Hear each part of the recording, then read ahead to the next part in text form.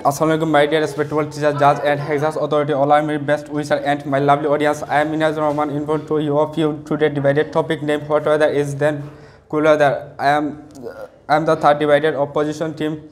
I starting my speech. First of all, I say we are not that when we are go out in hot weather we get vitamin D directly for sunlight, but I could weather feel crisis of vitamin D and lots of facility, and we are so many benefits of hot weather. We don't enjoy cool weather because of winter. Many people get sick with pneumonia and of that don't take care of their children more than with cool days. And for our better hot weather, I really hate cool weather. Cool weather more disadvantage than hot weather. For our I will tell why.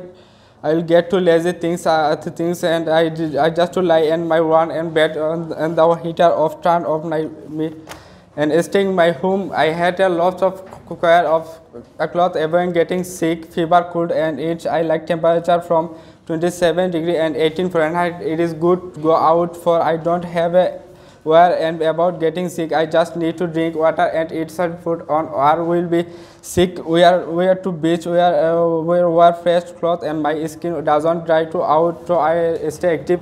And now team against will be one question: how to overcome laziness in winter? And my opposition team question answer me.